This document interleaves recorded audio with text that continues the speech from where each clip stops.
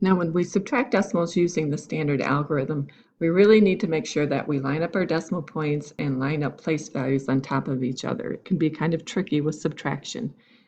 So looking at my first problem, 7 1/10 minus 7/100. I know that I'm going to have to line up my decimal points and allow for 2 place values to the right of the decimal point so I can fit both numbers in. So I'm actually going to start by writing the second number down below here. So I have a 7 in the hundredths place, a 0 in the tenths place, decimal point, and 0 for my ones. Now I'm going to write the first number, keeping everything lined up. So I'll put my decimal point in first. That will help me keep things lined up. The 7 goes in the ones place and the 1 in the tenths place.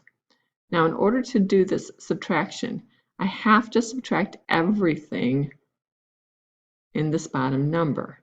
If I start in my furthest place value to the right, or the hundredths place, I don't have any hundredths in my top number. I still have to subtract that 7 though. So what I can do is I can put a 0 in that spot because I have 0 hundredths. So I'm not changing the value of my number when I do that. What that allows me then to do is regroup so I can do that subtraction.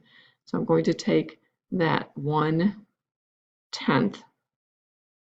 and I'm going to regroup it as 10 hundredths. So that leaves me with a 0 now in the tenths place, and I have 10 in the hundredths place. That's going to allow me to subtract the 7 hundredths. 10 minus 7 is 3. Now I have 0 minus 0 in the tenths place.